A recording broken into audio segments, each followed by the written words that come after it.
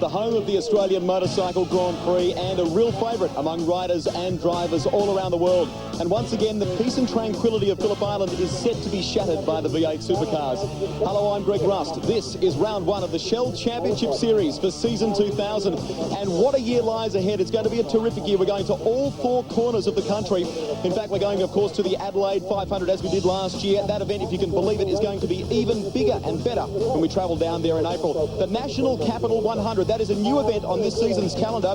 Canberra, and the race, of course, down around Lake Burley-Griffin, and in between the old and the new Parliament House. That promises to be a ripper. And it all concludes with the FAI 1000 Classic at Bathurst, Mount Panorama, and it'll go right down to the wire, no doubt, as it did in season 1999. Well, during the course of the off-season, our own Barry Sheen has been down here to the island. He's been here many times before as a commentator, but it's the first time he's been down here as a rider. Baz, you had 2 wins. Has that changed your perspective on the island? Oh, it's a great circuit. It's a real Grand Prix type circuit. The thing that really shocked me was how narrow it is, and for the V8s around here, I can't imagine there's a lot of room. It's good this year they changed the format. There's 2 45-minute races, compulsory pit stop. They have to change the tyres, or if they don't change them, they have to take the wheels off and put the same wheels back. So it's going to make the old pit crews work pretty hard, and I think it's going to be very competitive. Very quickly, we've had 4 seasons in one day as well, haven't we? So the weather could be a factor. Oh, absolutely. I think Larry Perkins will be quite pleased if it does rain, because he ruined a set of tyres when he went off behind John Faulkner. But I think we're going to be in for a real good one. I can't wait. First race. Well, there's been plenty happening during the off-season. Lots of scuttlebutt and changes in the paddock area. And to bring you up to speed on all of them, here's a report from our own Mark Osler. It's an all-new look for reigning Bathurst champs Greg Murphy and Stephen Richards. The former Wins Commodores are now Kmart machines, and the team has a new owner in Gibson Motorsport's commercial manager Gary Dumbrell. Success in the Shell Sprint rounds is top priority in 2000. But when you analyse the results of 1999, they weren't really that great during the sprint races. We've been working on that over the break, and during the year 2000, we've got to make sure our sprint races are as competitive as everyone else during the year. Reigning Shell Series champion Holden Racing Team will have Ford drivers seeing red with its new corporate look. Major backer Mobil remains, but the factory cars of Craig Lowndes and Mark Scaife are now predominantly Holden red. For rival Ford teams, it's like waving a red flag at a bull. Well, I mean, we've changed livery, obviously, but it's been evolution rather than revolution. The testing's gone really well, and we can't wait to get back into it. Perkins Engineering has also had a facelift. The latest VT Commodores are the strongest chassis ever produced by the team. Combined with sharp new Castrol war paint, Larry Perkins and Russell Engel will be hungry to claim that elusive first Shell Series crown.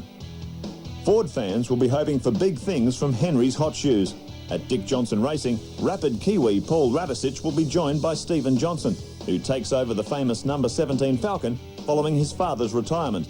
Big shoes to fill, but Junior denies he's under any added pressure. I've done 5 Bathursts now, and there's no pressure at Bathurst, there's no pressure anywhere else, so I'll just continue doing what I'm doing, and if it's good enough to win at the end, well, so be it. Jason Bright's decision to race Indy Lights in the US has opened the door for Kiwi Craig Baird at Stone Brothers Racing. Baird's Pertec Falcon will share garage space with a new Caltex Ford, driven by hard-charging Queenslander Tony Longhurst. Baird is fast and experienced, but as fellow countryman Paul Radisich discovered last year, he faces a steep learning curve.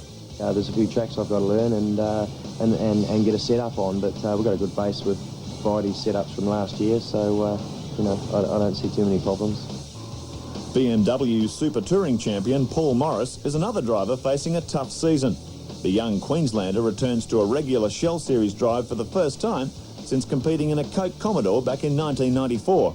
With his new 2-car Commodore team, Morris is approaching 2000 very much as a learning year. The other teams really have a big head start because of the testing restrictions, so it's going to be a learning year, and we just have to finish every race we can and get as much information as we can. Audi Super Touring champ Brad Jones also makes his long-awaited Shell Series debut at the wheel of an ex-Tony Longhurst Falcon.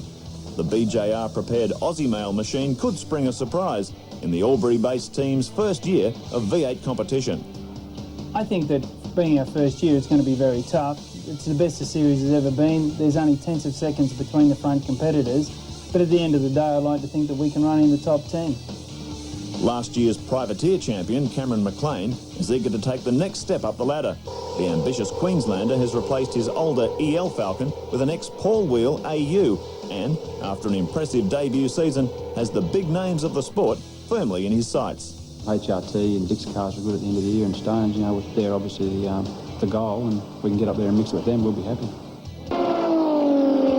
We should also make welcome young gun Cameron McConville, who'll be lining up in the Auto Pro Commodore this year, and Stephen Ellery, who did a great job with Paul Ranasich at Mount Panorama. He lines up in the Super Cheap Autos Falcon. Well, in qualifying, the defending champion came out blazing on pole position in the Holden Racing Team Commodore. The 22-year-old Garth Tander lines up alongside him. Mark Scape and Larry Perkins make up the second row of the grid. Great debut from Tony Longhurst in the Caltex Falcon, 5th fastest. And we go back to Jason Barkwana. Great to see him inside the top 10. And Glenn Seaton rounds out the 10. In fact, a happy hunting ground the island has been for him in the past, and he's hoping to enjoy a win here this weekend. But right now, Mark Osler is with our pole sitter. If anyone thought Craig Lowndes might be lacking motivation after taking 3 Shell Championship wins, they'd be very much mistaken. At Phillip Island, he's not only qualified on pole position, but he's also set a new qualifying record. Boy, where's the speed come from? Well, the guys have done a great job with the cars this year, and they are the existing cars that we had from last year. This is our test circuit, so we expect it to go well. Obviously, we've gone beyond our expectations, obviously gone the best we've ever been down here as well. So in that respect, we're very, very happy. But obviously the racing is to come. And at the moment, we're just sitting in a comfortable groove, and hopefully, fingers crossed, that we can have a great year again. Now, 2 45-minute races. What sort of tactics does this throw up? It's a totally new ball game, isn't it? Well, it is something new for the team. I think it's fantastic. The team are part of it. It's like Bathurst or the 500. The guys get in there. They're going to do their thing. And really, it's just it's going to be a team tactic. Wish you all the best. Thank you, Mark.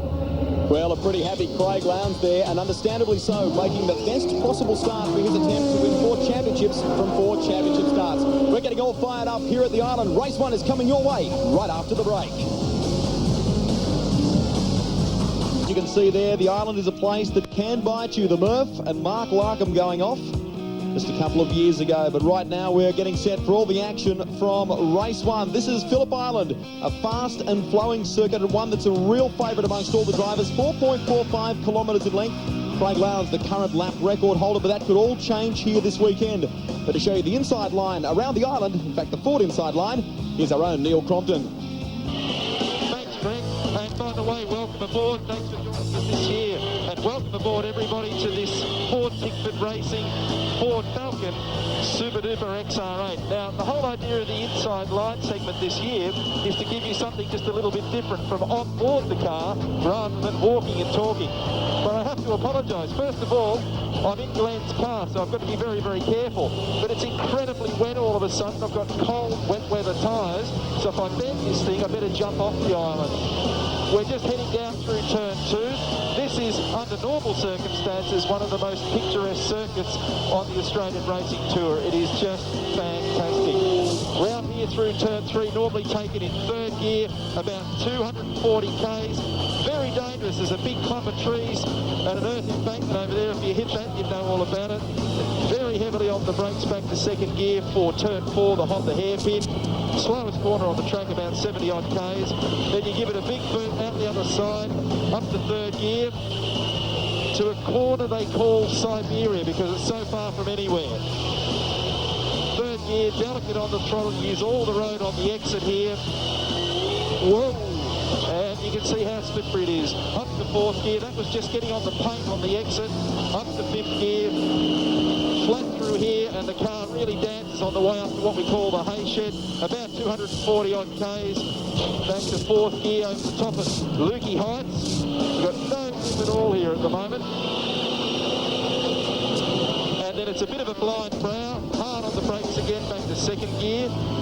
It's a particularly slow corner, about the same as turn 4. So this is now turn 8, exiting Lukey Heights. Turn 9, a long, long left corner. Very hard to get the balance of the car just right for this corner.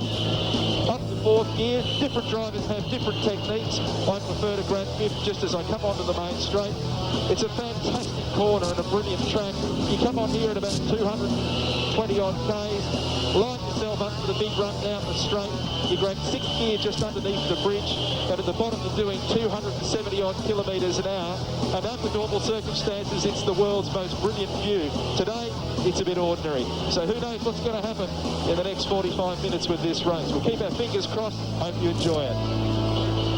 Well, the weather conditions here can change in the blinking of an eye. That was filmed just a short time ago, and as you can see, it has cleared. Thankfully, Craig Lowndes on pole position for this one. The first of two 45-minute races with a mandatory pit stop. Garth Tander lines up alongside him on the front row. Mark Scape and Larry Perkins on row 2. Tony Longhurst and Russell Ingall and the Murph and Paul Radisich make up row 4. Yeah, it's a good, strong start from Tony Longhurst. Jason Bargwanna, Glenn Seaton alongside the second FTR Ford. John Bauer had some problems in qualifying, puts him down the order a little bit. Rodney Forbes debuting in the Wins Commodore, the third car from the Gibson Motorsport garage. That's a good effort. Stephen Johnson, he got held up at the beginning of qualifying too. He finds himself a little bit further down the order than he'd like to be. We go further back and look at Mark Larkham and Craig Baird, row 9 of the grid. Paul Morris, Stephen Ellery, row 10. Young Todd Kelly in the Holt Young Lions entry. He lines up on grid position 21 alongside Paul Wheel, and Brad Jones making his V8 Supercar Championship debut alongside Thomas Mazzira. Fantastic to see Thomas back in action after that big shunt at Bathurst last year. Cameron McConville with the Auto Pro machine. He's joining the V8 circus. Cameron McLean lines up in the new AU Falcon. Steve Reed. Nick Donaher, the Sydney privateer, back in the Ultra-Tune car. Mike Conway in that very old Falcon. And we go to the back of the pack for you. Danny Osborne alongside John Trimble, Anthony Trapp, Peter Dillman, and Trevor Ashby has had an engine change, had some problems during the course of qualifying. That's why he's got no time recorded, but he's on the grid and ready for racing action here at Phillip Island. So all is in readiness for round 1 of the 2000 Championship, and gee, we're excited about this. Oh, what an incredible kick-off to the season. They're going to every angle covered. Cameras on board a lot of cars. We'll start with Paul Radisich in the Shell Falcon. Double World Touring Car champion. Absolute star at Bathurst last year. Led most of the races. Cruelly robbed of victory with the flat tyre. We're also on board with Glenn Seaton in the FTR car. Glenn's further back on the grid than he would have liked. Finds himself right at the back of the top 10. This is a 45-minute race with a lot of tactics to unfold here. A compulsory tyre change must happen under green flag racing conditions. So a big opportunity for the field to get mixed up. Mitre 10, you're riding with Mark Larkham in the Mitre 10 AU XR8 Falcon. We can expect big things from him here this weekend after that sensational lap of Mount Panorama in qualifying. Larko now has his own operation, if you like. They've moved out of the Stone Brothers side of things, and he is really pumped up for a big year. Mark Larkham in the Mitre 10 Falcon. This is Brad Jones, as we said before, making his V8 Supercar Championship debut in the Aussie Mail Internet Racing Ford Falcon. Yeah, that would have been a bit of a shock to the system, wasn't it? 23rd on the grid. Just shows how tough it is out there. Let's looking out the front windscreen of the Aussie Mail Ford. Brad Jones came into the season hoping to be a top 10 prospect. Well, it's a very, very tough place to be. John Bauer, the Be Clear and Simple onboard camera takes you on board the Cat Falcon. He's back there in the order. What an ominous sight. Craig Lowndes, 3 times Shell Series champion, going for his 4th.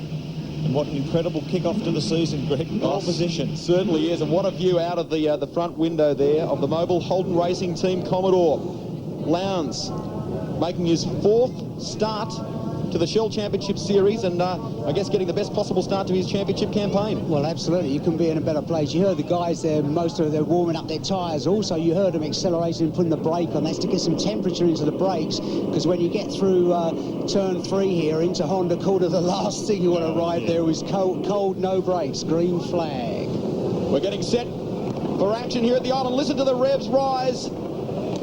Who will get the jump? We're away! Craig Lowndes points it down at the line. Tander has made a blinder of a start. He's away. Larry Perkins away very smoothly as well. Looks like Scape blocked out. Oh, off to the side there. Bargwanna getting all swallowed up. But Garth Tander leads the field down into do and turn for the first time.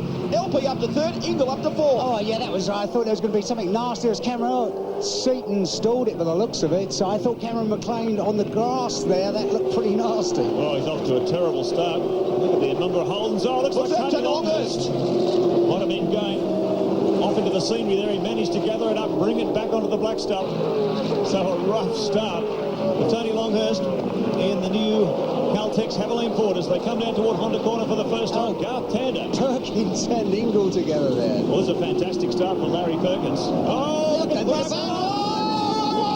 Oh, that's Barbs. That was was mega late on the brakes. Didn't he look in trouble coming in? Well, this is the problem, you see. You arrive, there's what I was saying about hitting the brakes up. If you happen not to hit the brakes up, you get on them there, and all of a sudden they just don't bite at all. Got to be a little bit careful. They're going to wipe the front spoiler off. Bang. Oh. No, maybe not. Yeah, we may get another look at that. It looked like it was cold brakes. He was in a lot of trouble a long way back, wasn't he? Look at this. Mark Scape, an attack on the Enforcer. And it's starting to rain. That's the word we're getting from the pits. Rain is coming down. So at the moment, Tander leads the field. This is the battle for third place. Scape just getting by Russell Ingall. I tell you what, if it looks like it is just drizzling, this has got Ingall's handwriting all over it, this kind of weather. He just flies when it's greasy. I tell you what, look at the speed of the HRT thing pulling away from Ingall's thing down there. Yeah, it's interesting. Over the summer, Jeff Gregg, the team manager for the Holden Racing team, told me that after the shock they got from the speed of those Dick Johnson Fords at Bathurst, he said to the engine guys, right, you're working flat out over summer, we've got to find some horsepower. They definitely have. And it's amazing how the Fords have come back to the pack this weekend. They expected the amount of grunt those things had at Mount Panorama, they were going to hose them around here. Look at that, you can see the greyness and the drizzle coming off the ocean, which is right at the end of the main straight here at Phillip Island. So keep a close eye on these conditions. Garth Tander leads the field in the Valvoline Cummins Commodore. Look at this, John Bow. Bow, nice one up the inside of Faulkner there. He had a terrible run during qualifying. That's great. He's the first of the Fords. It's a Holden steamroll at the moment. There's 7 Commodores up in front of him. Tander, Lowndes, Scape, Ingall, Perkins, Murphy, Faulkner was just in front of Bow. Bow's taken him for 7. Crompton, Richards, Baird and the Pertec Ford. He's just outside the top 10. Greg Murphy, the Bathurst winner in the new Kmart Commodore, and he's coming under siege from John Bow. Bow had power steering problems during the course of qualifying and only got one real flying lap in, but this is a tremendous performance from the Tasmanian. Look at him. Greg Murphy copying plenty of pressure. Be clear and simple on board camera. You're riding with John Bow in the Caterpillar Ford as he starts to monster the back of the Kmart machine. The reigning Bathurst champion has his mirrors full. Faulkner now coming back at the Caterpillar Falcon as they sweep onto the main straight once again. Yeah, JB lost a lot of qualifying time with the power steering problems on that, and he was saying, I spoke to him just before, he wasn't all that happy. Oh, Larry, look at this. Larry, oh, that's the boss there, Russell, you've got to be careful. Larry is so pumped up this weekend. He sure is. Qualified fourth, he out-qualified Ingall, which has surprised everyone. And now in race trim, he's sitting right with his teammate. Larry said he's going to really change his focus this year. He really wants that first Shell Series crown for the Perkins engineering team and for Castrol. Looks like this is a good start. Certainly does. Really interesting, and it's been quite funny to see the pair of them together. A lot of work's gone into both of those cars. Look at Bow. Look at that Bow on the inside of Larry Perkins. Nice one. Oh, he's brilliant. Really good on the brakes. Look at Seaton too, muscling up the inside of the Kmart machine. He's going to go side by side as they come down towards Siberia. So the Falcon's on the attack. I tell you what, you've got to think of here, you know, it's all right to go really quick this early on. We're looking at three laps, and don't forget it's 45 minutes. Hey, that's Bargwanna, right, now look at Bargwanna, right, he looked like he had a bit of a touch with the back of Romano's car there to start with, but very difficult to see, but it did look like he was, yeah. 27-year-old Jason Bargwanna, and he would be filthy. This is a replay. No, yeah, stalled. He stalled it. Stalled it. Oh, look, and that's the lucky thing was, look in front, one of the Helix cars didn't get a good start, so Did you see him looking up in the rear mirror? As soon as that engine cut, he looked up in the mirror and said, oh, please. Everybody taking evasive action. Garth Tander comes across the start-finish line, and look at the 2 mobile Holden Racing team Commodores. This is John Bow. You ride with the Ford driver down the inside of Russell Ingall. Thank you very much. Bow now up to 4th. He is flying. He's the only car in the top 10 running in the 1 minute 34s. He gets in a 34.69. Everyone else running in the 35s. You've got to think about him using the tyres so hard so early, Mark, haven't you, really? It's, mind you, maybe he really, he's got the thing set up so it's not going to use tyres. We'll have to wait and see. It's such a battle of tactics, isn't it? Yes, you have to decide when you go up how hard you're going to run on a fuller tank of fuel. You're going to go easier on your second set. That's actually Crompton in the FTR Falcon there. Not that great start. Crompton's up to 8th. Oh, squeezing up the inside goes Junior Johnson. Had a difficult time in qualifying, but he's showing a bit more race speed here. Poor old Tony Longhurst, who was flying in practice and qualifying, he's in the pits. And he had an off on the very first lap, so I wonder if there was some sort of problems for him. John Bowe is flying. 1:34.69, the fastest man on the circuit at the moment. You don't even need stopwatches to tell you that. He is monstering the field. He's marching his way through. Here he is now. He's caught up with the leading trio. Holden Racing Team applying plenty of pressure to 22-year-old Garth Tander in the Valvoline Cummins Commodore. Was outstanding in qualifying to take second, split the Holden Racing Team duo. That's a shame. Yeah, that's not the start Tony Longhurst wanted. No, it's a sad beginning. Caltech's Haviland car, apparently the word from the pits, he broke something on the car as he left the start line. Geez, Garth got a very good run onto the front straight. They just managed to pull away a bit from Lowndes, and Scape is still there though. And look how much straight line speed these Holden Racing Team Commodores have got. They pull right up close to Tander under brakes. Yeah, I tell you, JB, John Bowe's in a really good position. The next lap round, if he can come onto the straight, not too far behind these guys, you've got 3 cars in front of you. It makes a massive difference, you know, to get a draft, a slipstream from the 3 cars. So it should pay dividends for John Bowe if he can just get close to them over sort of Lukey Heights and into MG. He is going. He's so good into this, isn't he? But he's travelling so much faster than anyone else on the track. He's just on another 34.5. 3 cars ahead of him, all done mid-35. So he's monstering them in race trip.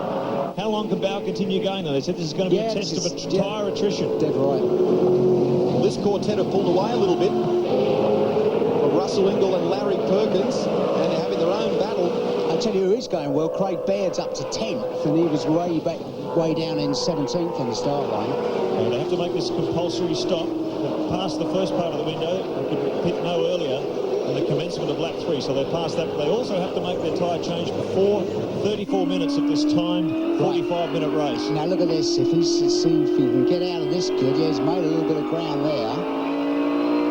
He's got some horsepower, the old HRT. Now watch here. Apparently Bowe's team is setting up for a pit stop, so that's very interesting at this early stage. The CAT team are ready to go, apparently. Now Bowe's apparently going to come in. He thinks he's got some sort of misfire problem. That was the early indication. We'll try and find out exactly what's going on there. But at the moment, Tander leads from Lowndes, Scape, Bowe. A fantastic job in 4th place. Perkins and Ingall round out the top 6. Well, that's not a bad judge by the CAT team when you think about it, because it's not going to be a home run for John to get past this lot. So he might just as well, rather than struggle to get past these 3, might just well get his pit stop out of the way and hopefully get clear of them that way. Looks like John Faulkner, yeah. Right up behind Russell Ingall. Giving the Castrol Commodores plenty of hurry up. Glenn Seat there, look at that. That's Crompton. Neil Crompton. Crompton, aggressive run up the inside, coming into Honda corner. Beautiful move. He puts Faulkner back a spot. Now the FTR Falcons climbing along the back of the Castrol duo. So Crompton's on a real flyer too. Craig Baird coming into play in this one. He's not too far away. That radical paint scheme on the Faulkner car. They're dubbing it the spider web. Some 350 spaces for businesses and 20,000 signatures that Faulkner is hoping to fill by the end of the season. Now, Bowe, interestingly, has dropped off a little bit there. I'd say almost certainly would get. If he's going to come in, he'll come in this lap, because he's lost a decent amount of ground there. And the funny thing is, if you are going to make a pit stop, you start thinking about it half a lap before. So we'll see, is he going to come in? Yes, he is. You start thinking about it, you tend subconsciously to slow down a little bit. The interesting thing is with this tyre situation, obviously when you start the race you've got more fuel on board than you do later on in the race, so probably going to be advantageous to try and run longer on your second set of tyres when your fuel load isn't so heavy. I'm not sure whether this is a scheduled stop. They've certainly got tyres ready. They're going to make the change. No one going near the bonnet. So obviously that problem he thought he had in terms of a misfire isn't giving him too much trouble. This is the 1995 Touring Car champion John Bowe, 4 times a runner-up and the first to make a pit stop in this race at Phillip Island. Now this tyre change looks a bit... It's very slow. Well, the thing is they're only allowed to have 4 guys over the wall working on the car there, so... I thought they changed it. I thought they changed this to 6. Well, there's 6 guys total, only 4 working on the car. Sorry. So it looks a bit underdone there. That's the regulation. So it actually takes longer to change tyres here than it would in a traditional endurance race like Bathurst or the Adelaide 500. All right, well, at the moment, Garth Tander leads the field from Craig Lowndes, who was our pole sitter. Mark Scape doing a terrific job in the second of the Holden Racing Team Commodores in 3rd place. Larry Perkins and Russell Ingall, the Castrol twins, 4th and 5th from Neil Crompton doing a sensational job. John Faulkner and Craig Baird round out the top 8 here at the island at the moment. We go further back through the Helix race score. Richards, Forbes, Murphy, Larkham, Wheel, Radisich, Johnson and Tom Kelly completes the field. More right after this.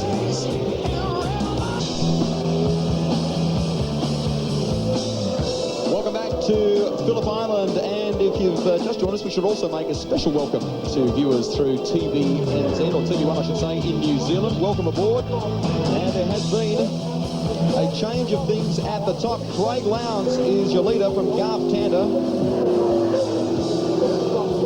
So Lowndes leading the way, Scape in third place. He's put in some quick times too, a 1:34 for Lowndes, so once he forced his way in front of Tander, he started to open up the gap a bit on the Valvoline Commodore. Yeah, Tander's put it away from Scafie now. Look, the three, there's no fourth place. Yeah, fourth place there. No, it's not. That's, there's Neil Crompton in fourth place. Well, this is a terrific showing from Crompton. Doing fantastically well at the moment. This is our race analysis, the Phillip Island GP circuit. Of course, 37 starters here today. 2 45-minute races with a mandatory pit stop in each of them. And there's a couple of other stats for you as well there. Big Kev racing, that is Paul Morris, who's excited to be here this weekend and racing in the V8 Supercar ranks, doing good things at the moment. Neil Crompton, fantastic effort from him in fourth place. Paul Wheel, this guy is charging the young Queenslander right up behind the Pertec Falcon of Craig Baird. Wheel's team is one of the 10 teams to be backed by Ford this year. Look at Seaton. Look at that. He's definitely giving Baird a hurry up there. Seaton has made a great recovery.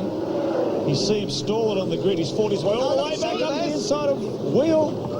Goodness me, so Baird under siege here. Wheel doing a terrific job. This is a brand new car for the K&J Radiators outfit. Yeah, I think if Paul can get right up the backside of Baird coming onto the straight, he should get a good enough draft at the end to be able to get him into turn one. Let's have a look here.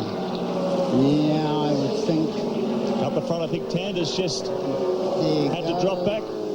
But there, look at this from Wheel. Now, Tander's disappeared. Now there he is. He's in the pit lane. So Garth Tander has come in to do his pit stop. The race has been running 22 minutes, 39 seconds. Keep in mind, this is a 45-minute race. It's run on time, not on laps completed. So Tander. That's interesting. Tander opting to come in around about mid-race distance. Yep, 14 laps completed. You've got to feel sorry for Paul Wheel. He's tried every way.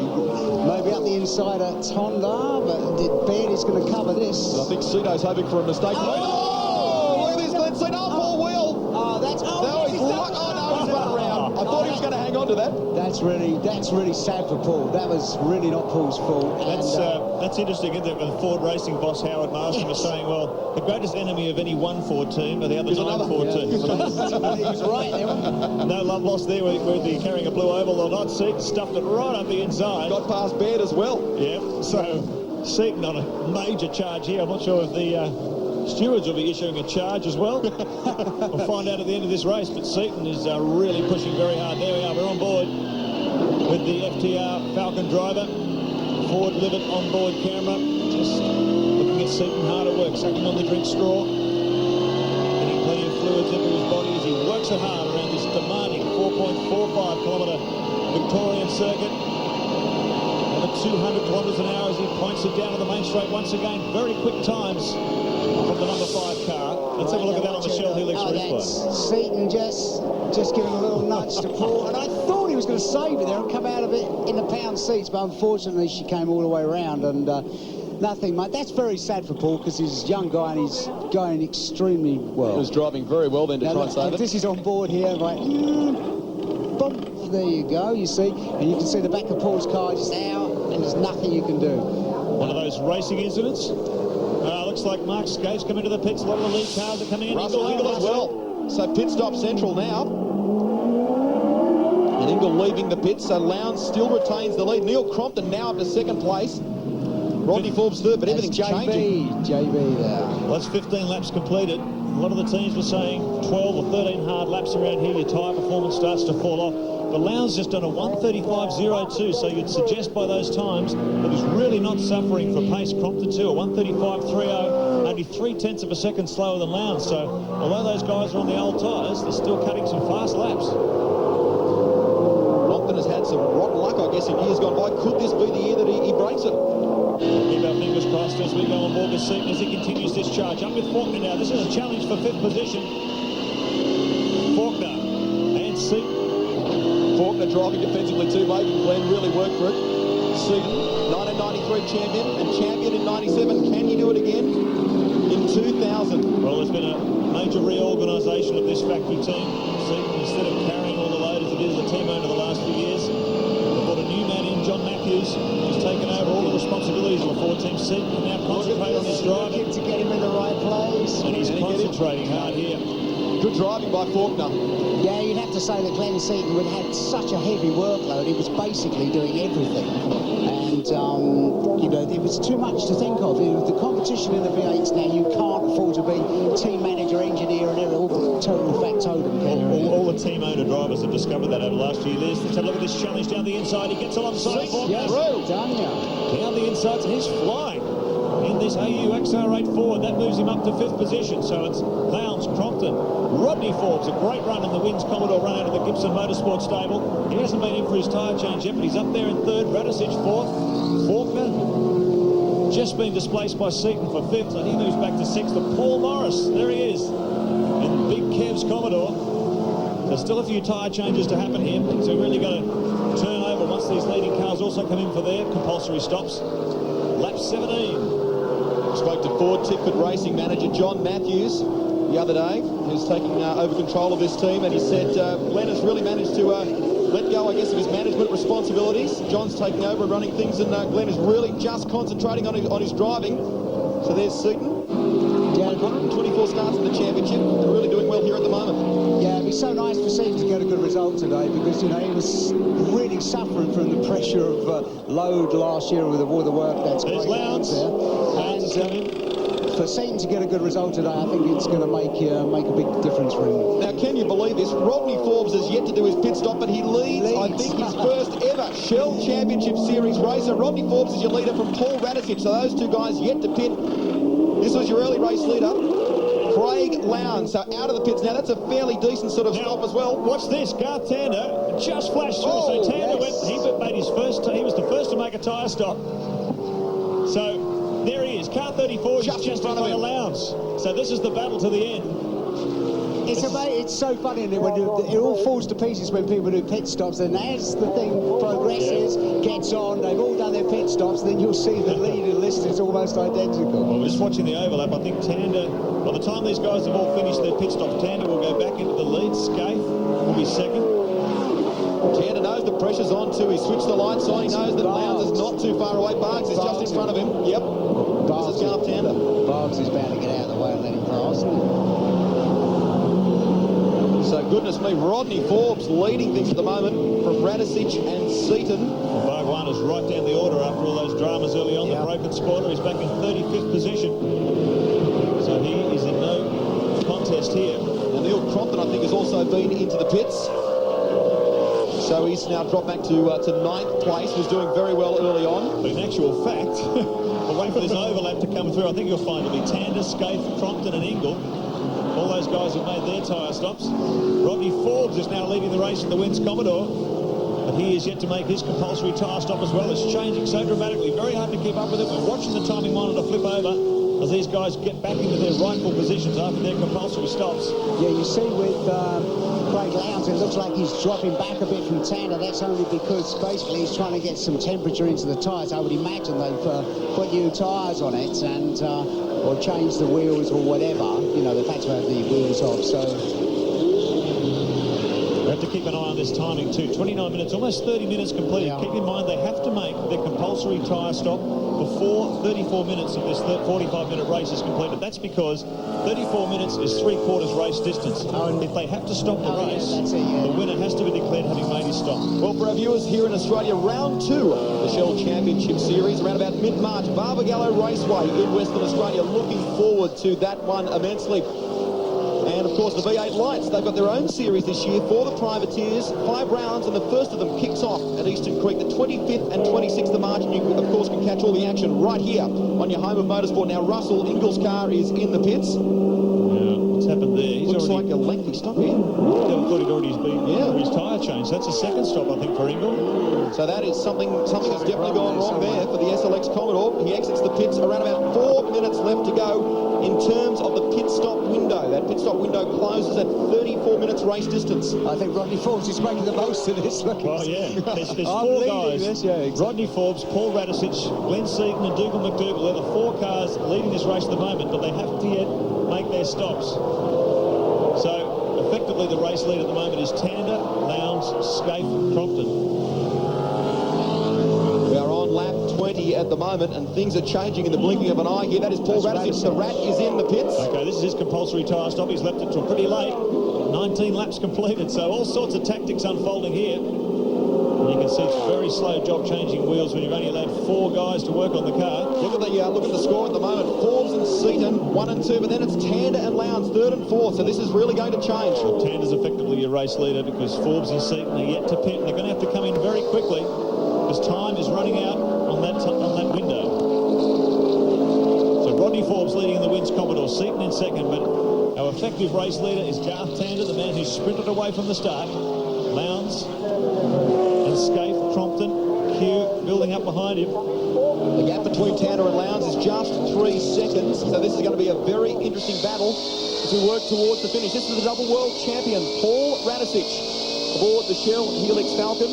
Admits he had a rough introduction, or a tough introduction, to V8 Supercar racing here last year, but he wants to make amends for that in season 2000 and doing a great job of things at the moment. All right, we'll check out your race score for you at the moment.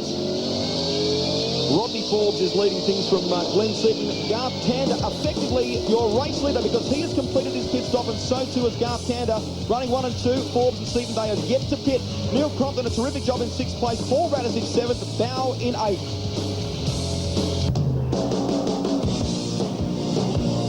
Welcome back to Phillip Island. Garth Tander under siege from Craig Lowndes. Look how close Lowndes is right now. They're heading into the southern loop, and Lowndes is all over the back of the 22-year-old. This is close. Oh, there's a bit of touching going on here. Oh, he's made his way through. Lowndes has got him. Lowndes has got him, so that puts Tander back to second place. He's out wide there. I don't think he's going to be close enough. No, he's perfect. He's in the right position now. Oh, Lowndes has been charging, but we saw just a couple of laps ago, just in the break, it looked like Tander. Conway. That's a big crash. In fact, I suggest that's almost that's quite a rollover by the looks of things, but he's gone heavily into the bank. Front and back. It is the car they call Elvis. It's had more hits. Oh, look at the back end of that thing. It's had so many hits, that car. It's a very, very old car. It's one of Dick Johnson's original EB Falcons. Near the hay shed there. I tell you what, I wouldn't be at all surprised if they get a pace car out or something, because that's in a really dangerous position there. Poor old Mike Conway, he's taken a bit of a hit. Hope he's okay. Looks like he's all right. That looks like a big crash. That's really knocked the wind out of him, hasn't it? Well, it's a high-speed circuit, and whenever you come to grief here, it usually hurts because you hit harder. Let's have a look on the replay, Baz. Oh, look at that. He's just got... Oh, whoa, look at that. Goodness. That was a massive... It's very, very quick through there. Yeah, that's up toward the hay shed, up toward Lukey Heights. It's actually the place where John Bow came on. Yeah, it's just that you change direction to sort of... You come around the right hand and then flick it left to go up over Lukey Heights, and you're really right on it, and you get on the brakes. Yeah, I don't blame you. I don't know how many more accidents that car can have. It's been reskinned and rebuilt so many more times. Oh, it's just Tander and Barguana here. Bargs is down in the order, but Tander's in second position. I was going to say before we went to that Conway crash, we saw in the break that Tander was having a bit of trouble. He seemed to be having a bit of trouble with his braking. He locked up, came up behind the corner, almost went off the track. So I don't know whether he's battling with some sort of mechanical mayhem, but whatever the result is, he's back in second position. There's Mike Conway. He looks okay. Understandably dejected. That car has suffered a lot of damage. Incidentally, while we were talking about Barguana, that thing at the beginning of it, apparently Jason got touched up the back before he went into Romano, so it's the usual state of affairs. Now, what we should do is confirm for you that everybody has completed their mandatory pit stop now. We'll run through the positions for you. You can see them on screen there. Radisich 5th, Seaton 6th. Rodney Forbes, a fantastic job in 7th place. Craig Lowndes right now is your leader, as you know, just ahead of Garth Tander. Mark Scaife sits in 3rd place. Neil Crompton doing a sensational job in 4th. Oh, look at that. Faulkner having a go there. Craig Baird coming on board the Kurtek Falcon team with Stone Brothers Racing, replacing Jason Bright, who is still trying to secure a drive in Indy Lights in the United States. Hopefully that'll come together for him. Craig Baird takes over the chair, and he's doing a great job on debut. Baird doesn't know a lot of the Australian circuits, finds himself in much the same situation as Paul Radisich was last year, but at least he has the data from Bright's driving last year, which he can use as a platform. I tell you what, you can't say he's easy to get past. No, you can't. So this is the battle I think you'll find between Mark Scaife and Neil Crompton, third and fourth place, and Crompton is all over the back of Scaife and closing under brakes there. Crompton's driving superbly. Yeah, this is the strongest performing Ford in the field, and the strongest performance we've seen to Neil Crompton in a long time. He's right on the back of the Holden Racing Team car. This is the two factory teams going head-to-head. This is what the fans want to see. Neil's more aggressive today than I've seen him for a long, long time. He'll have to be one of the unluckiest drivers I've ever. I know we say that a lot, but like yesterday practice was a classic example. He was all ready to go out in the track. He came in after one lap with a split cooler in the engine. Like it wasn't because he hit anything. It wasn't because he did anything wrong. The thing just split. The boys had to take it out, replace it, re-pump the system. He was in there for like 20-25 minutes. He lost all that track time. That is a classic Crompton turn of fate. I tell you what, it's going to be interesting to see if Crompton gets past Scaife, because Scaife is pretty good at making it wide, isn't he? Yeah. 43. Look at this. Yeah, look at that. About a minute and a half remaining on this timed race. Mark Scaife at the moment in third place from Neil Crompton. And Craig Lowndes, if you've just joined us, is the leader in this one. The defending champion leads the way from young Garth Tander. But look at Crompton, looking for an opportunity to try and get past Mark Scaife. This could well be the last lap too, lap 28. They forecasted to be about 28 laps. You watch Scaife go into Honda, which is the hairpin. You go around this left-hander, long left-hander, and into the next fast left-hander. Then watch Scaife right in the middle of the road going into Honda. There's Craig Lowndes, and the gap back to Garth Tander. There is the battle we're watching in third place. This is basically the only place. Defensive from Scaife, very defensive. Crompton trying to look for other options on the exit. It's been a long time since we've seen Neil Crompton on the podium at a Shell Series round. There's no many years. It's been a tough old career for Crompton. Looks like the officials have got the checkered flag ready. We're just trying to confirm whether it is the last lap. It looks as though it probably is. So Lowndes from Tander, Scaife and Crompton. Fantastic battle here as they come up toward Lukey Heights for the final time, past the hay shed, where Mike Conway just had that monstrous accident. Up over the Lukey Heights. Opportunities fast running out for Neil Crompton. If he's going to try and do something to get on the podium here, he's going to have to make it fast, but I think he's out of options. No, there's no chance, and Scaife's thing's got the horsepower up to the line, so there's... Looks like another Holden Lowndes makes his way onto the front straight. Checkered flag at the ready. Holden takes first blood in season 2000. Well done to the defending champion. Lowndes wins it. Garth Tander will get home second. Mark Scaife will get home third, and Neil Crompton gets home in fourth place. There they are flashing across the strike now. Crompton just behind Scaife. Well, Crompton's going to be happy that he's the first Ford man home, isn't he? There's no doubt about that. That was an outstanding performance considering he lost a bit of track time. Paul Radisich and just getting there ahead of Seaton, fifth and sixth places respectively. Rodney Forbes, a sensational debut in the Wins Commodore, gets home in seventh place. Larkham looking for eighth. And there he goes across the line now. But Craig Lowndes, a deserving winner here at Phillip Island, put the car on pole position. And this is a great way for him to start his bid, I guess, for a fourth championship from 4 championship starts. He's so good at me. There's no doubt that people could... Look at this lot. Steve Johnson under attack from Todd Kelly. Oh, I think Kelly got there. Kelly got it, didn't he? Yeah, it looked like Kelly got there to me. Yes, he did, yeah. Oh, Paul Morris in trouble. Big Kev's blown a tyre. He got too excited, I think. Well, that was tremendous dominance from Craig Lowndes. Looked very strong all the way. Garth Tander looked like a to give him a run for his money. But this man is just on fire. How will they stop the youngster Craig Lowndes, the winner of race 1, round 1 of the 2000 Shell Championship Series? Well done to Garth Tander, a deserved second place. Mark Scaife home third from Neil Crompton. Paul Radisich and Glenn Seaton doing well for Ford, 5th and 6th. And Rodney Forbes, sensational performance in 7th. Mark Larkham rounds out the top 8th. We go back to 16. Craig Baird, John Faulkner, Stephen Richards, Paul Wheel, a deserving start to the championship. Well done to 12. And we'll have more right after this.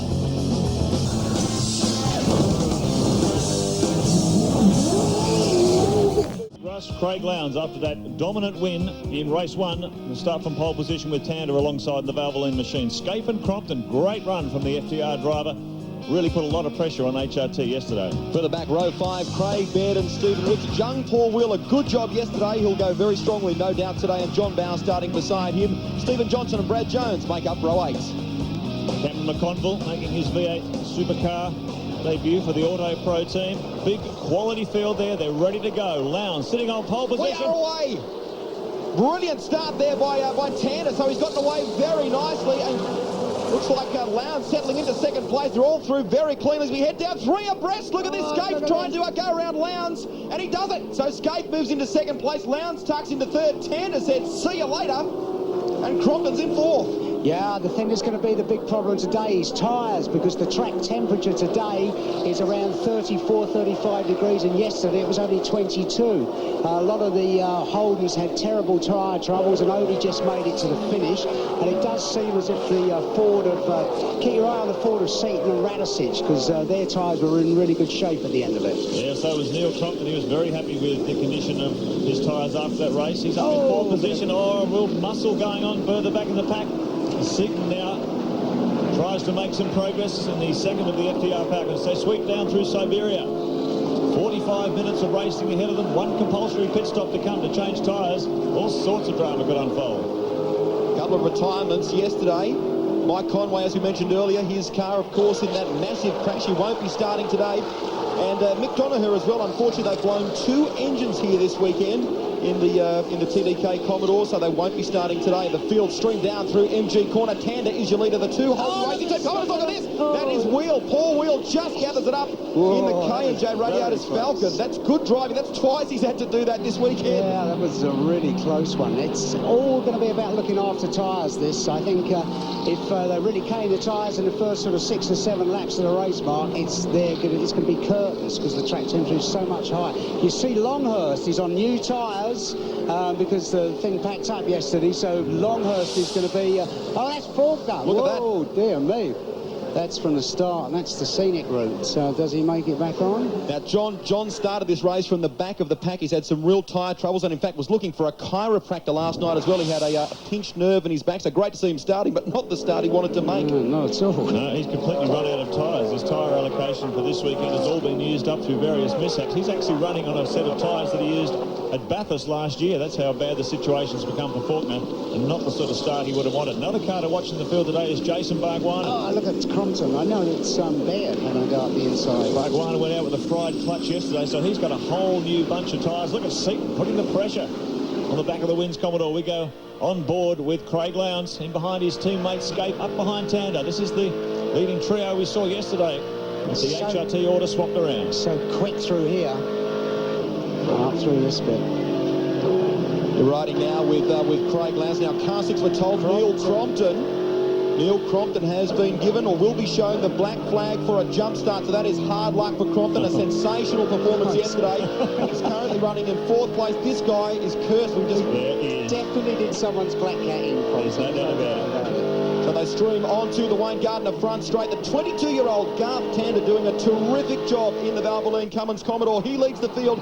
Mark Scape tucked into second place. Yesterday's race 1 winner, Craig Lowndes, is in 3rd place. And Neil Crompton will get shown the black flag this time around. Well, when we were on board there with Lowndes, you could just hear Lowndes feathering it onto the straight, just gently, nice and gently onto the straight, because he knows he's got to look after the tyres. And he did a really good job yesterday, Lowndes. I mean, he looked after them perfectly. Yeah, he makes it all look pretty easy, doesn't he? Yeah, he does. I mean, he's definitely the master of going fast. Crompton has just been shown the black flag, that apparent jump start. So it's going to be interesting to see how long he hangs out there. There's not much point in staying there. He showed tremendous pace. He showed tremendous pace in race 1. Yeah, he did. Astronomical, was it? Something like that. Yeah, something like that.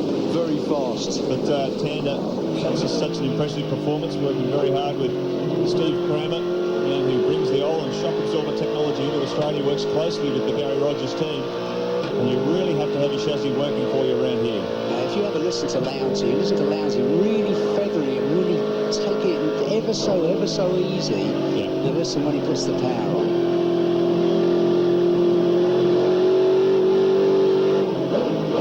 Nice and gentle. Listen out of this. Tanner is in trouble here. Look at Scape having a run on Tanner as they come towards the Wayne Gardner straight. Almost contact. Almost contact. So things very close now. The Holden Racing team duo are on the attack. And the 22-year-old Tanner is under siege. Neil Crompton is still there in 4th place, but he will be shown the black flag once again. That effectively promotes Paul Radicic in the Shell Helix Falcon from 5th to 4th as they come onto the main straight once again. Well, no doubt John Matthews, the FTR team manager, will be down there talking with the officials, trying to sort that thing out off the racetrack before they bring him in. There's some debate over a jump start, but look at Paul Radicic in the Shell Falcon starting to move up onto this leading 4 cars. He stalled the car on the grid yesterday, did a storming drive through the field to get back up to a strong position. There he is, right up behind the FTR Falcon. It's so funny when you walk around, you have a look at the tyres after, and the difference, the way the Holden and the Fords use the tyres, quite incredible. You know, most of the Fords... Look at Scape down the inside at Honda corner. Scape's got him. And the door, I've got to say, was left wide open there. Yeah, he took a very conservative line into that corner. Scape saw it coming. Look at Crompton. Crompton's going to get the book thrown at him if he did. Well, how many laps they give him before you come out? It's 3 laps or 4 laps. All right, let's check the top 10 very quickly for you. Mark Scape from Garth Tander, Craig Lowndes, Neil Crompton, Paul Radicic, Craig Baird in 6th place. That's a good job by him. Mark Larkham has made substantial changes to the Mitre 1040. He's in 7th place. Stephen Richards in 8th. Young Todd Kelly 9th, and Paul Morris on his V8 Supercar Championship debut in 10th. You know, I need to keep an eye on Craig Baird too. He is the fastest man on the track at the moment. He's just on a 1:35.51, and he's really monstering the gap between these leading 5 cars. He's right up there. Oh, look at this. That's John Bowe. John Bowe. He's gone off down there. That's MG corner, and it looks as though Paul Morris might have been tied up with that. Let's have a look at that. Oh, it's Ingle. Russell Ingle. Round and round he goes. Well, there's some damage on the front of Paul Morris's Commodore. Oh, how lucky was Gordon McDougall. This battle continues for the lead. In the track there. Yeah. Crompton, we hear, is coming into pit lane. He's responded to that black flag situation. There it is, the luckless number 6 FTR Falcon for his stop-and-go penalty. Leg slack. Hands chief scrutineer Ray Robbins. Lets him back into the action, but he's dropped a number of positions. I don't think I'd like to be hearing some of the things Neil Crompton would be having to say on the radio right now. John Bowe there coming right in behind Cromley. So Mark Scape is your leader. If you've just joined us, look at Bowe having a go at Crompton here as they work towards the Southern Loop. Scape, your leader from Garth Tander, and Craig Lowndes. They're your top 3. And Neil Crompton has just been in for that stop-go penalty for allegedly jumping the start. You ride in the Cat Falcon with John Bowe. Be interesting to see. You remember last year at Queensland Raceway, Bowe had terrible tyre trouble. They changed the car quite a lot and didn't have any problems in the next race. So it'd be interesting to see if the same thing happens here. Well, the fastest man on the track remains Craig Baird, the Kiwi, I should say, making his debut for the Queensland-based Stone Brothers team. Another 35.85. The Pertec Falcon closing the gap to Paul Radicic in 4th. Now there's a little bit of smoke coming from the front of the Cat Falcon. There is some damage you can see there to the front left, and Bowe has apparently radioed the pits about it, but he's out there, doesn't seem to be slowing his speed too much and still circulating at the moment. I was talking to one of Craig Baird's mechanics this morning, Gary Bennett, and he forgot his wife saying wedding anniversary of 15 years. Kiwi says he's sorry. Not a good idea.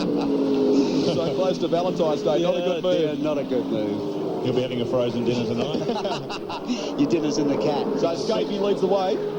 Down toward the Southern Loop. Scape. He's got a train building up behind him here. Look at the danger man, there's no doubt about that. Pertec Falcon really closing the gap now. He's had a very quiet build-up to this race. Quietly confident. 45 that last lap as against the next one, 35 went. Yes, he's the fastest man on the circuit consistently over the last 3 or 4 laps. Oh, look at that, good move. Well, this could be an indication of Lowndes' tyre situation. So you're dead right. We can see a few blistered tyres in the Holden Racing team pit after that race 1. And it's going to be interesting to see what tyres they then put on the cars when they make their compulsory tyre stop. HRT may not have the best choice of rubber on there. Look at this, Craig Baird down the inside of Craig Lowndes. Oh, up on the ripple strip. So Baird through. That's a fantastic move around the back of Siberia as they head now towards the Hayshed and Lukey Heights. Well, it just shows you what kind of neck Bairdy's tyres are in and how confident he is. And we saw Bairdy yesterday. He's not the easiest bloke to get back past, is he? No. Sort of in tremendous form in the Trans Am Series in New Zealand over the summer. It's a tough competitor. Mark Scaife now. Bring the blowtorch from Garth Tander in second. Radicic now, the first of the Fords, climbs up into third. Let's have a look at the replay. Radicic on the brakes there. Door was left a long way open. And once Lowndes had a look there. And it's almost like a surrender, isn't it, Baz? Well, yeah, you know, I'm sure you're right, Mark. I'm sure that's Craig's in diabolical tyre trouble. Now we're getting word from the pits that Paul Morris, who's currently running in 9th place, will get a stop-go penalty for that altercation with Russell Ingall, which of course saw John Bow in all sorts of bother as well. That was at MG corner a little earlier. So Mark Scaife from Garth Tander, Paul Radicic and the Shell Helix Falcon doing a fantastic job in 3rd place at the moment. Look at Tander trying to have a go. Not close enough though.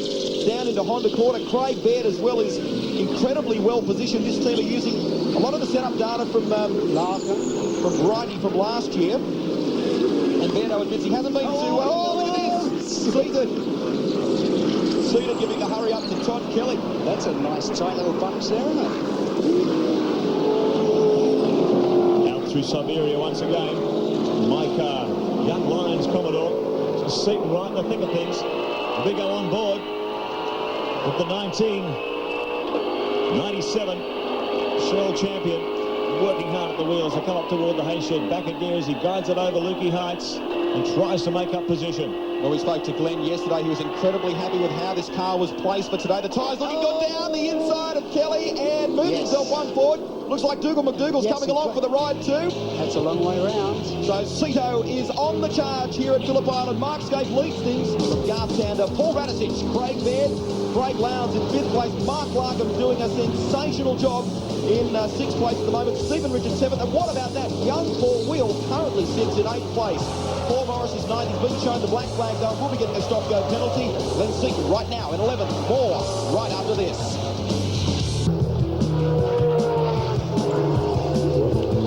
Welcome back to Phillip Island. Look at this Garth Tander. Well, what about that? Putting all the pressure on Mark Scaife. Paul Radicic is coming along for the ride as well. And if you're wondering where they are on the circuit, they're heading towards the Wayne Gardner Lane straight. So what a move by Tander down at MG corner. And Scaife would seem to me to be struggling possibly. Yeah, well, the Shell 18 car's right on him as they come onto the main straight this time around. Is he going to try and pull out of the draft? Use a bit of that Shell horsepower we saw at Mount Panorama. But he tucks in behind Scaife. No room there, as Neil Crompton found yesterday in race 1. He's a very tough customer to pass. Now, word also from the pits is that Neil Crompton, if you can believe this, has been done for speeding in the pit lane during that stop-go penalty, and has copped another one.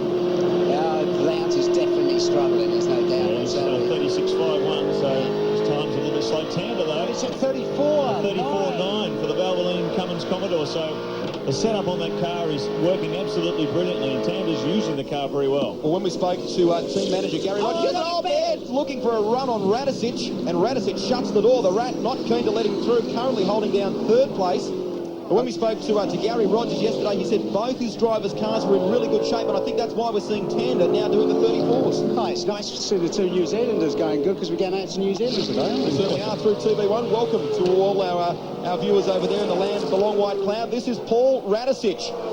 And another Kiwi, Craig Baird, tucked right in behind him. Garth Tander at the moment is your leader. And we go a little bit further back here. This is John Bow having a go at Russell Ingall. Look at this, Siberia. Oh! Bow's gone. Well, I don't know. You'd have to say that it looked... the enforcer doing some enforcing. I don't think so. It looked like John turned in a little bit there. That'd be interesting to watch that again. Yeah, exactly. But the big contact there between it. Bow's gone right off. Lucky to keep it out of the ploughed up ground there. Would have been bogged for the day. JB. It hasn't been JB's day, is it? Not a happy camper. He was blindingly quick in the opening laps of race 1. Incredibly quick. Ever since then, things have not been running well for the Cat racing team. So Bow's got it all to do again. But a lot of these teams have been in tyre trouble. The right rear tyre, as Greg Russ said on the introduction, takes a monstering around this track. Let's have a look at this on the replay, Baz. 6 and 1.5 doesn't it? Russell was letting it run a little bit wide, and JB was, I don't know, you know, it's a racing accident, I suppose they call it. Now, this is Greg Murphy in the pits. These guys are doing their In fact, no, that's correct. That's the Wins Commodore, I should say. That's Rodney Forbes. Yes, of course, the Kellogg's Wins Commodore. He had a great drive yesterday, didn't he? Really? Certainly did. Crompton's second stop-go penalty. Oh, boy. Oh, dear. Just that he's in a position to pounce, it all goes wrong for him. It's quite incredible, isn't it? Yeah. Quite unbelievable. A couple of standout performers we should also tell you about at the moment. Paul Wheel is running in 7th place. That is a fantastic effort from the young Queenslander in the K&J Radiators Falcon. That is a new car and doing very, very well at the moment. And also young Todd Kelly, the Holden Young Lions driver, 10th place at the moment. 2 young guys doing very, very well. So let's try and get this order back for you. Here's Garth Tandy, your race leader, 2.5 seconds up the road from Skate. Paul Radicic still there in 3rd, so Skate's doing well. If he is struggling with tyres, he's certainly doing an excellent job of keeping that car on the pace, because Radicic has not been able to find a way around, just as Crompton couldn't find a way around in race 1. So Skate's doing a tremendous job here in 2nd position as they fly down toward turn 1. Interesting to see his car from the back here. It looks reasonably tidy, doesn't it? Not too bad. It's pretty... His lap times, well, sort of around everyone. Tander is the one setting the pace. 35.87. Everyone behind him is a 1:36-second bracket. We just heard from the pits that John Bowe is going to protest Russell Ingall over that incident on the approach to Siberia last time around. It does look as if Baird is a little bit quicker than Paul Radicic at the moment. And, oh, Radicic is all over the back. The Holden Racing Team Commodore. You're looking out the front of the Shell 17 Ford. He's got Craig Baird right behind him for the 2 Kiwis leading the Blue Oval charge at Phillip Island in the opening round of Shell hostilities. Fastest man on the circuit, Glenn Seaton, in the Ford, 1:35.81, his best in 8 seconds. But here is some of the new Be Clear and Simple telemetry. Let's just have a listen.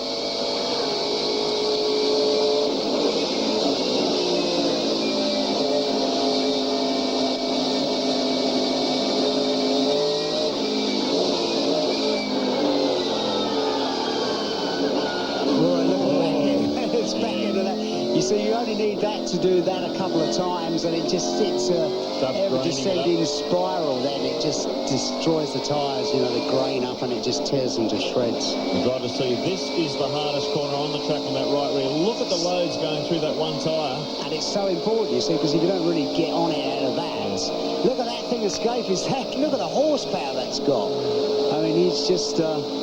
He's going to be very, very difficult for Radicic to pass, because he can't, even if he comes out onto the start finish straight right up his backside, he's not going to be able to sit in the slipstream enough to be able to get past on a break and into turn 1. All this dicing between these two. Yeah, Garth Tanner to pull out a 4-second gap. And look at Beardo. Beardo's now having a look. It's Paul Radicic, so the 2 Kiwis are going at it hammer and tong. The thing is, though, you've got to consider that all these guys might be in the similar tyre trouble. Like Radicic up there behind Skate, but he may be powerless to pounce because he may be conserving his rubber. Yeah, I think the main deficit there at the moment is horsepower-wise. Mark's completed his pit stop. Looks like Larry's in there as well, and one of the looks like it might be the Holden Young Lions entry in the pits of young Todd Kelly. So Larko comes out of pit lane. Their team have made monumental changes to this car overnight. They said they used their similar settings to last year. It didn't work during the course of the race yesterday. They admitted that. They've gone to something completely different today. Well, look at Lowndes. He's actually starting to close the gap on the back of the Pertec Falcon. He dropped right off the pace there for a few laps. I wonder if he was just saving his rubber. That's intelligent driving from Lowndes, because the compulsory tyre stop you would suspect to be coming up in the next 2 or 3 laps. 20 minutes gone in this race. Look at Radicic. All over me. Rubble and dirt getting chucked back at the guys behind him. Look at Baird's. The Baird's thing's all over the show. You see, it's... Lowndes has really recovered quite strongly. Radicic is close here. So too is Baird for the run onto the front straight. Now Baird's come alongside Paul Radicic. Baird's got it. So Baird has moved up into 3rd place. Radicic is in 4th. Who's going to hang on to him for the turn 1, do and turn? Look at that thing of Baird's is not slow. I reckon when Baird, if he gets a good run at Scafie onto the start and finish straight, he'll get him, because it looks as if the Stone Brothers car is as quick as the HRT. I spoke to one of the Stone Brothers yesterday, and he said to me that their tyres and in fact the complete package on this car was looking superb. Yeah, so they're in a good position.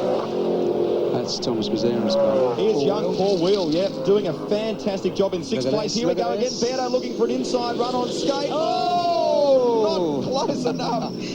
The door was there, exactly. The door was open though, and now for the run to Siberia. We jump on board Craig Lowndes, the defending champion. Look at the bit of a brake lock up there from Radisic's car. Oh, so close from Lowndes.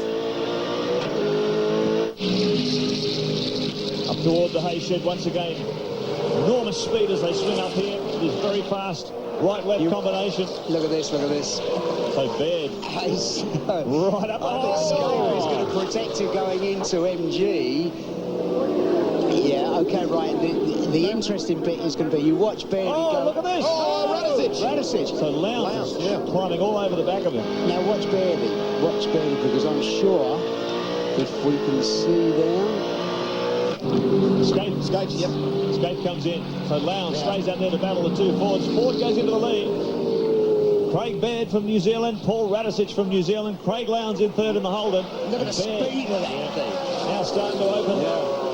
Stretch the legs of the Pertec Falcon. As he leads this one, but keep in mind all these guys have got to make their compulsory tyre change. Escapes the first man in. Let's see how quickly they can turn this around. Can't say I agree with these regulations that the pit crew is only allowed to use 2 air guns. I don't understand it. It's stupid because it just makes it look like they take forever to change the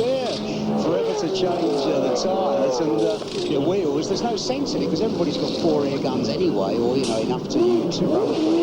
Anyway, Escapes back out. I don't know what sort of tyre selection he had for this second half.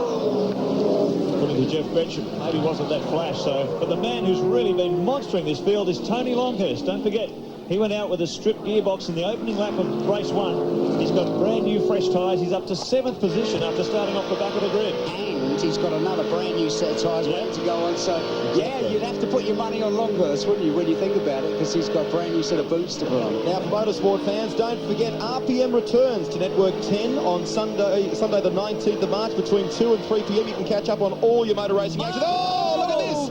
That is Lowndes down the inside of Paul Radisic, and very quickly trackside as well. All the support race action from here and from some of the rounds at Barbagallo, for example, 3 to 5 on the 26th of March. That was very good.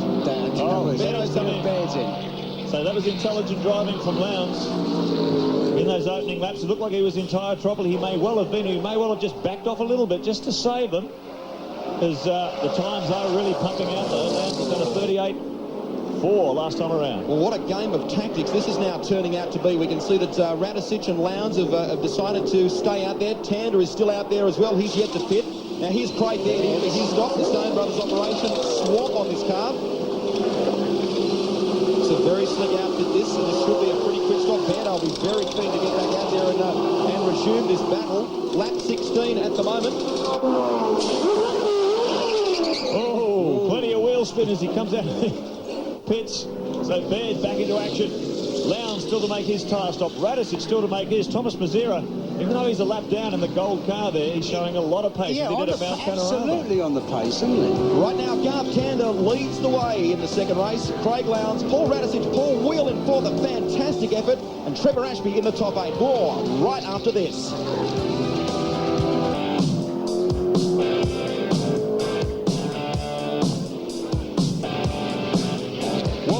To Phillip Island, bright, beautiful sunshine for race 2 of round 1 of the Shell Championship Series for season 2000. That is car 34. Garth Tander is in the pits for his pit stop.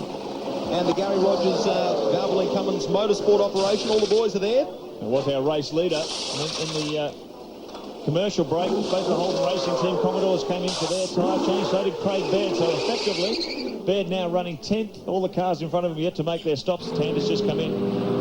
So right at the moment, Tander's still got, sorry to interrupt you, Tander's just gone out and Craig Baird has just gone across the line there. So, okay. This will be very interesting as they go down into the southern loop. If Tander's got enough speed here, Baird will be going incredibly quick from his run down the front straight. No, not close enough. Well, this is going to be the big test of chassis setup, of tyre condition, of driving intelligence. There's John Bow after that contact earlier in the race. He's getting a tyre change as well. But effectively, Garth Tander continues to lead this race. He's gone in for his tyre change. Craig Baird coming up very close behind him in the Pertec Falcon. Lowndes escape in hot pursuit. This could be a really thrilling finish.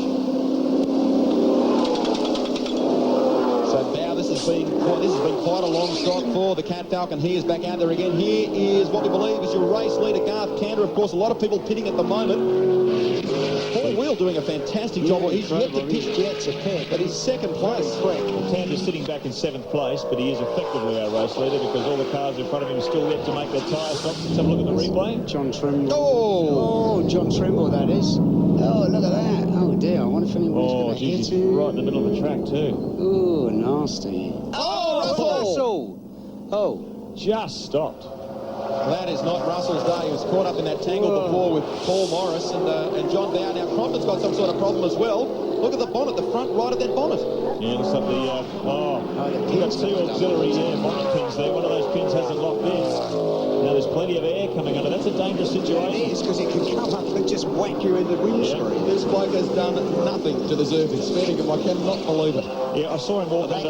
Paul Wheel just got out. I saw him walk under the stairs at the hotel this morning. That must have been it. Did he spill the salt as well? He is cursed. I've never seen anything like this. 2 stop-go penalties. Now the bonnet's coming up. All right, Brad Jones making his supercar, V8 Supercar debut this season. In round 1 here at Phillip Island, the fabulous new Aussie male Falcon at the moment under siege from Stephen Johnson. And going back through the field, he's a little bit further down Bradley Jones than he would like to be. We ride with him now inside the Aussie male Falcon. Yeah, this is a quality team. I'm pretty sure it's going to be hard going for Brad in season 2000, but they've got a lot of experience. And I think as the season progresses, they'll start to knock this car into shape. The Aussie male Falcon. Meanwhile, at the front of the pack, Radicic is getting monstered. He's just on 138.4. He's really going quite slowly now. The Shell team holding him out there. I wonder when they're going to start bringing him in because he is losing bulk time. Yeah, he's on his way in. Shell 7, here he is. Is this Radicic? Indeed it is. You're riding up the front. Okay. Yep. Yeah, he's been losing a lot of time. Those tyres are shot, so... Could have done with a couple of laps earlier, but mind you, maybe he's bolted on stuff that's not even any better. Now the Aussie male Falcon goes into the lead. We've just whipped Brad Jones. He's now leading the race. His moment of glory before he makes his compulsory tyre change. Stephen Johnson behind him. And then comes Garth Tander, who has already made his stop. So effectively, although Tander's running 3rd, he really is our race leader. He's having a tremendous battle with Craig Baird in the Pertec Falcon. Wow, Radicic has just exited pit lane. Looks as though Scape and Lowndes have just swung by as well, so this is going to be an enthralling battle. So there's our race leader, Aussie male Falcon. You just saw it in shot. Here's Paul Radicic just come out of the pits. He was losing a lot of time with that old rubber on the car. Brad Jones still to make his stop. 31 minutes into the race, keep in mind, they have to stop before 3/4 distance. It's a timed race, so that's effectively 34 minutes. They have to come in to make their tyre change. So we expect Brad Jones and Stephen Johnson just behind him in 2nd place to come in very, very soon.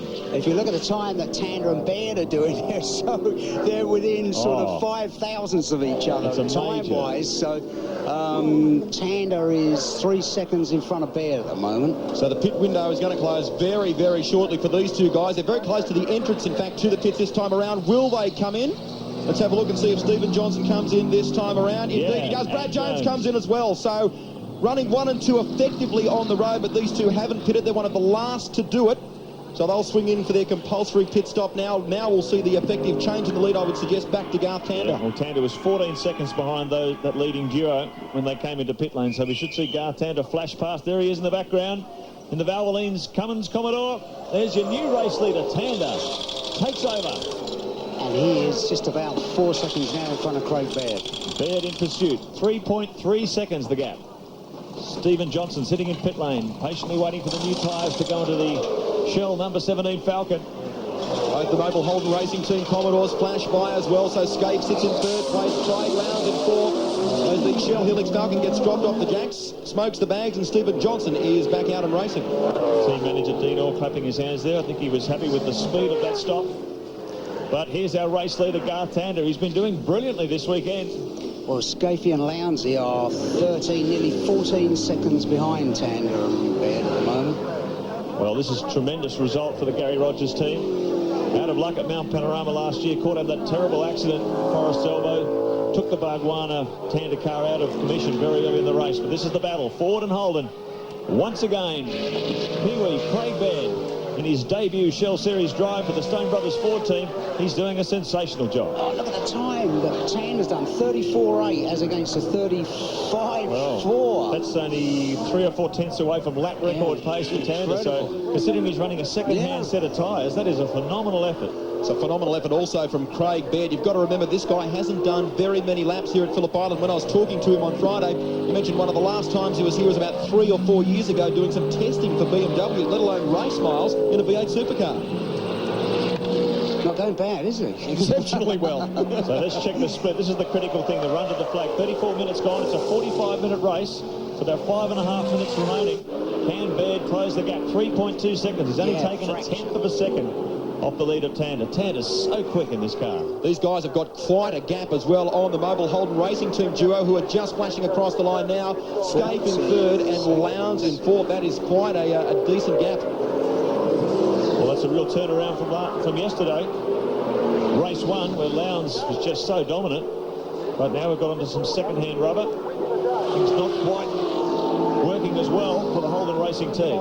Now, we're pretty sure just about everyone has completed their pit stops. We'll run you through the top 10. Garth Tander, the 22-year-old, leads the field. Finished second yesterday, leads things at the moment from Craig Baird, the Kiwi. Mark Scape in third. You're watching him on screen at the moment. His teammate and defending champion, Craig Lowndes, is fourth. Seaton in fifth. That's a fantastic drive. Paul Radicic sixth. Larry Perkins, what about that? The 49-year-old sits in seventh place. Mark Larkham in eighth. Todd Kelly driving for the Holden Young Lions entry is ninth. And Paul Wheel, a sensational effort, in 10th place. Tony Longhurst continues his charge through the field. He's in 11th at the moment. After starting from the back of the grid, he's got nice fresh rubber to use too. Paul Radicic in 6th position.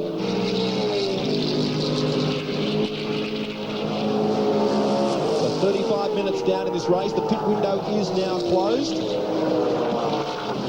And you're watching Paul Radicic on screen. Effectively, what many people believe, I guess, is a two-time World Touring Car champion. Effectively, he's won the Touring Car World Cup, I should say, twice. And had a rough introduction to touring car racing, he admits, last year, but he is very, very keen to be on top of the podium this season. I think Larry Perkins must have passed him on that previous lap, because the timing monitor is showing him ahead of Perkins. Perkins is in front of him on the track, so I wonder if Larry got past the Shell car that time around. There's Larry. Tander's pulled out 0.2 of a second on Baird, so it looks like he's got him under control. Yeah, 35.43 for Tander in the Valvoline Cummins Commodore, 35.63 for Baird, so he's pulled 2 tenths of a second on that lap. Looks like he's well in control. They've got a great setup on this Valvoline machine this weekend. Word through is that everyone has stopped during the allotted time, so no one will be copping any penalties for stopping inside or outside, I should say, the pit window. There's Tony Longhurst, the 42-year-old Gold Coaster. And after 12 years of managing his own team, he's enjoying the beauty of not having to run it anymore and having a great run in the Stones Brothers Racing, or the Caltex Falcon, we should call it. Yeah, he's walking around, doesn't know what to do with himself now, because after running his own team for so long, you get so involved with it. He's trying something a little bit different this weekend too. Oh, Craig Lowndes! That's Craig Lowndes! Goodness me! Oh, it looks like it's cooked itself. He's the smoke just coming up the front. Yes, interesting. Undoes the belts, and that's it for the day. Well, Lowndes was heading for a victory there. And just doing our sums, he was looking very, very strong to be on the top of the podium this afternoon, but that's all gone out the window. I wonder what's happened there. It's nice. Under the bonnet. It looks like something. It looks like he's boiling, because that's steam, isn't it, as against smoke. So some sort of mechanical problem for Craig Lowndes. What a surprise! That's a very rare failure indeed from the Holden Racing team. Gee, you don't see that very often. So checking with Jeff Breck just to see exactly what went wrong. It's steam, not smoke. So they've done a hose or something. Well, big shock. Yep. Garth Tander, your leader, from Craig Baird. Mark Scape in third place. Lowndes, of course, has retired. Glenn Seaton in fifth place. Larry Perkins sixth. Paul Radicic seventh. And Mark Larkham rounds out the top 8. More right after this.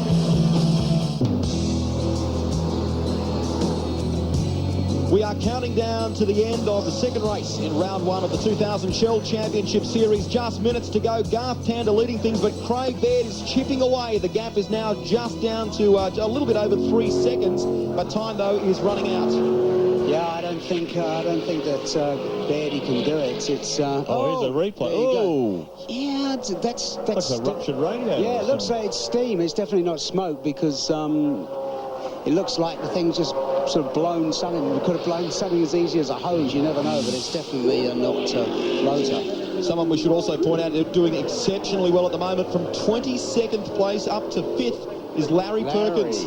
Sensational effort. His son Jack with us in the commentary box here. And very impressed with his dad's performance right now.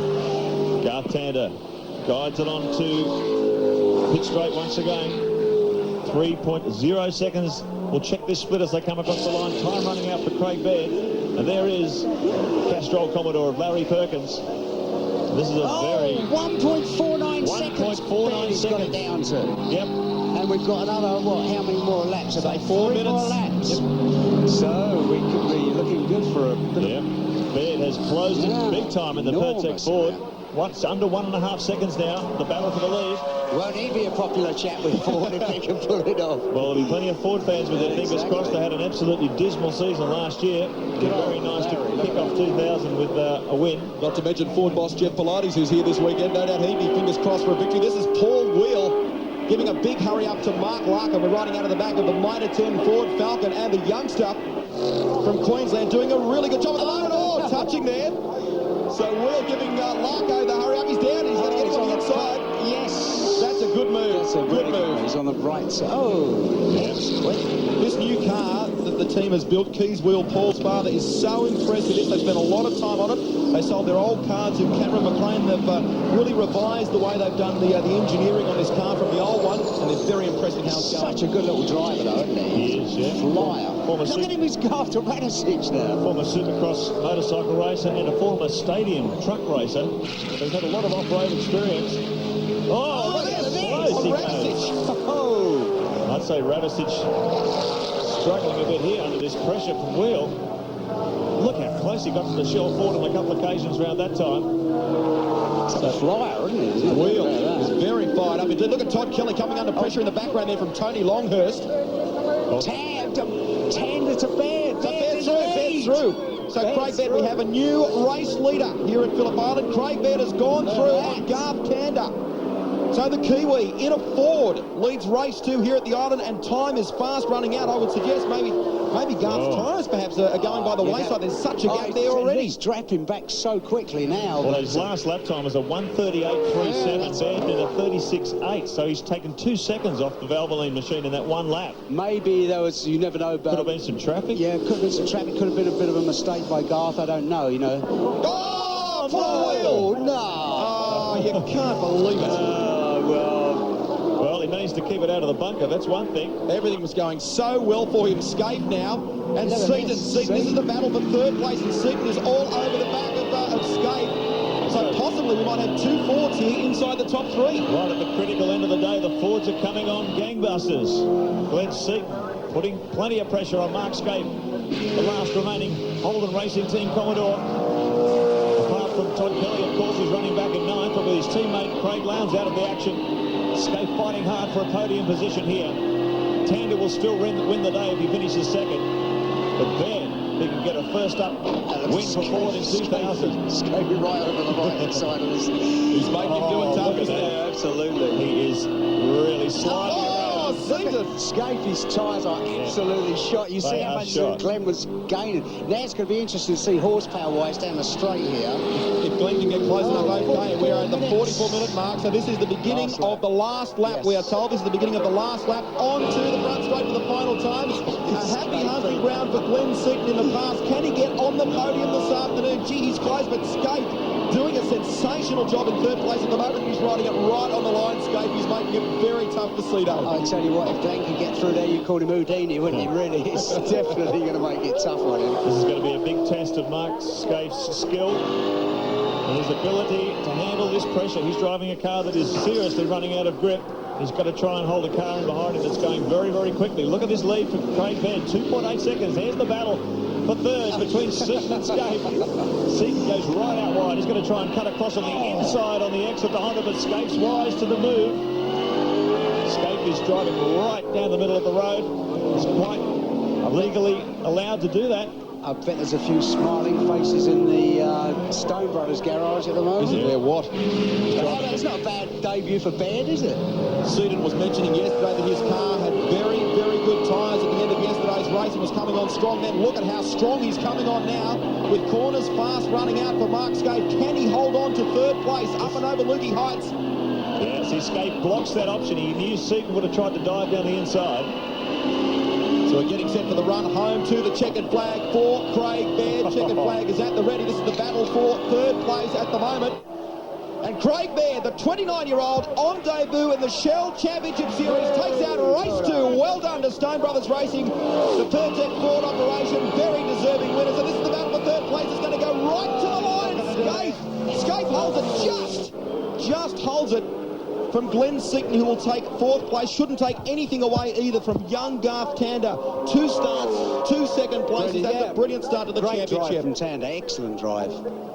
Now, word through also is we've just done the countback. Tander has won the day. So 2 second places. Well done to Garth Tander, the 22-year-old. And his girlfriend won the Formula Ford race. Leanne Ferrier, she did. 2 starts, 2 wins in the Formula Ford. And the first female ever to win a Formula Ford race in Australia. But that's great stuff. Craig Baird wins race 2. Garth Tander takes out the day. A sensational performance. Oh, amazing. That was good, you know. I felt sorry for Seaton. There was no way he was going to get past Scapey, was there? He threw absolutely everything at him for the run to the line. Let's quickly recap them for you. Craig Baird is your winner from Garth Tander. Mark Scape in third place. Glenn Seaton in fourth. Larry Perkins in 5th place, Radicic 6th, Larkin 7th, Tony Longhurst recovered for 8th place, that's great stuff, Todd Kelly 9th, and Stephen Richards, the Bathurst winner, finishes in 10th place. Good job also by Larry Perkins. We'll check the entire race score for you in just a few moments. We'll go right through how everyone finished here at the island. There it is, Craig Baird, your winner in race 2 from Garth Tander, the round 1 winner here at Phillip Island. Mark Scape home 3rd, Seaton 4th. A good job by Larry in 5th place. Tony Longhurst in 8th place on the end of race 2. Todd Kelly 9th. Sensational performance from Dougal McDougall in 11th place. A good consistent effort from him right across the weekend. John Faulkner, despite some back problems, finishing in 14th place. Brad Jones, supercar debut in 17th in race 2. Steve Reed, Neil Crompton in 23rd. Trevor Ashby, 24th.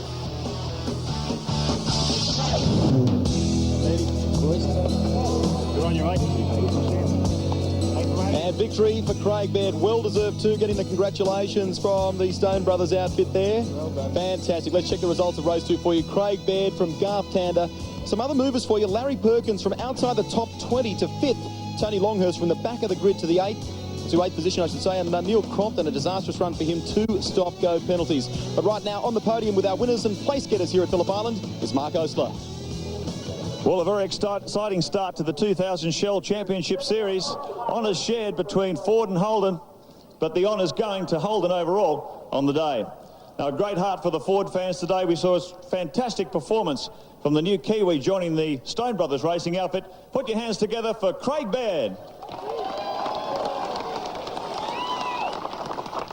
Now, that is one hell of a way to start your V8 Supercar campaign.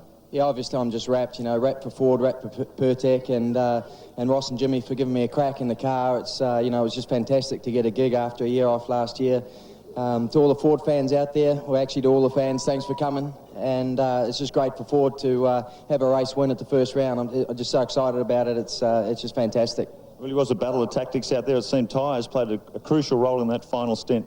Oh, for sure. You know, we battled with tyres yesterday, and my engineer, Paul Sepranich, did a fantastic job. You know, this morning we were having small arguments, should we go this way, that way, but, you know, he was right and gave me a fantastic car, and I just drove it home.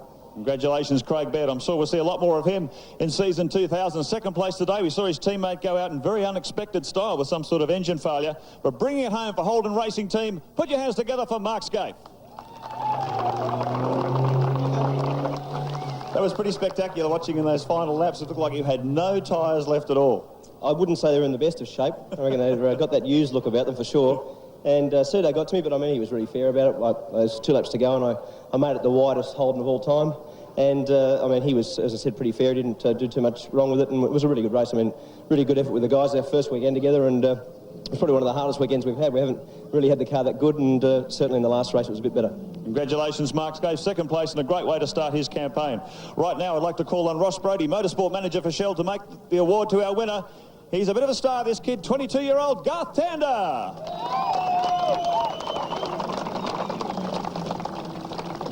That was fantastic. You've obviously been working very closely with your crew in terms of getting the chassis set up right, because the car looked very good and it was obviously quick. Yeah, the guys did a great job.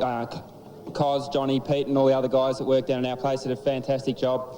The car was great. That first stint, our tyres just seemed like they were going to go forever. I didn't really want to come in and stop, but our guys did a great job. We sort of used our tyres a bit towards the end, which is a bit unfortunate. Alberto got through, but it would have been nice to win one. But to win the day and start the series with a bag load of points is great. Thanks to our sponsors, Valvoline, Cummins and Holden, and roll on the next one. Put your hands together, folks. Garth Tander, the winner of the opening round of the Shell Series for 2000. That is 2 years in a row at the opening round that Mark Osler has been hosed with the champagne. He's got to learn to run a little bit quicker. Garth Tander leads the championship after the first round on 108 points. Mark Scaife is just 6 points in arrears, and Craig Baird third on 93 points. Glenn Seaton is up there, which is terrific stuff. Craig Lowndes in 7th place, the defending champion.